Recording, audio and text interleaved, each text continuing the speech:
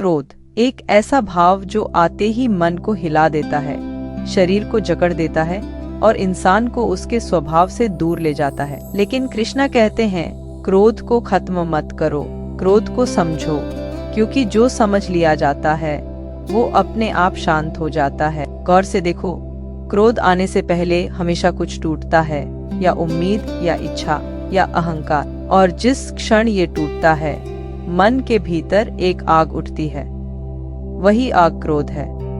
लेकिन ये आग हमेशा बाहर नहीं फूटती, कभी भीतर जलती है, कभी आंखों में उतरती है, कभी शब्दों में, कभी चुप्पी में। सनातन कहता है, क्रोध शांत करने का पहला तरीका है रुक जाना। हाँ, बस रुक जाना, 10-15 सेकंड का पॉज। इसी पॉज में क्रोध का 50% वजन गिर जाता है। भगवत गीता में कृष्ण कहते हैं, मन को रोकना ही शक्ति है। यानी अगर तुम बस उस पल अपने आप को रोक लो तो क्रोध की पूरी दिशा बदल जाती है। क्योंकि क्रोध में हम दिमाग से नहीं, भावना से बोलते हैं, और भावना का ताप निर्णय को जला देता है। तो पहला कदम स्टॉप, जस्ट स्टॉप। न बोलो, न जवाब दो, न खुद को समझाओ, बस 10 सेकंड की शांति। अब आता है दूसरा कदम, सांस। सांस मन की थर्मल कूलिंग है।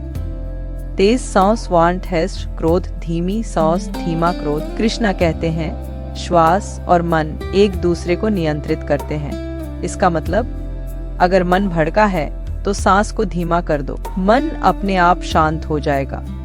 तीसरा तरीका, अपेक्षा कम करो।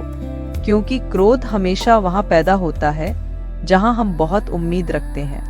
जितना हम किसी से मुझे ऐसा चाहिए वाली सोच रखते हैं, उतनी ही जल्दी क्रोध आएगा। कृष्ण ने कहा, इच्छा शांत हो जाए तो क्रोध स्वतः शांत हो जाता है। यानी जितना कम चाहोगे उतना कम चलेगा मन। अब आता है चौथा तरीका, दृष्टि बदलो। अगर तुम सामने वाले को गलत इंसान समझकर देखोगे तो क्रोध बढ़ेगा। अगर उसे गलत स्थिति में फंसा हुआ इंसान समझकर देखोगे तो क्रोध कम होगा। कभी किसी के व्यवहार के पीछे का कारण समझने की कोशिश करो। कभी कभी वो भी संघर्ष में होता है और हम उस संघर्ष को अपना अपमान समझ लेते हैं। कृष्णा कहते हैं, जिसकी दृष्टि स्पष्ट हो जाती है उसका मन शांत हो जाता है। पांचवा तरीका, शरीर को ढीला कर दो। क्रोध की शुरुआत शरीर में टेंशन से होती है। कंधे तन जाते हैं, जबड़ा भींच जाता है, सीना कठोर हो जाता है। अगर बस शरीर को रिलैक्स कर दिया जाए तो क्रोध आधे से ज्यादा पिघल जाता है। स्नेटन सिखाता है, बॉडी काम, माइंड काम। माइंड काम, क्रोध शांत। अब एक बहुत गहरा सत्य, क्रोध हमेशा हमें चोट नहीं देता।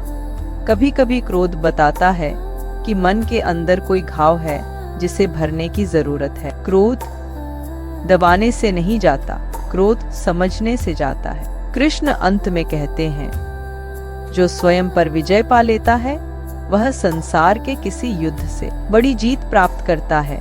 और स्वयं पर विजय का पहला कदम क्रोध पर नियंत्रण है। तो याद रखो, क्रोध दुश्मन नहीं, क्रोध संदेशवाहक है।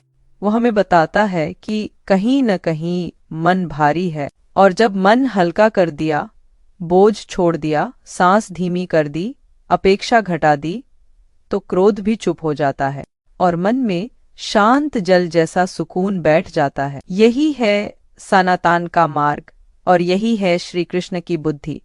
क्रोध को खत्म मत करो, उसे शांत कर दो।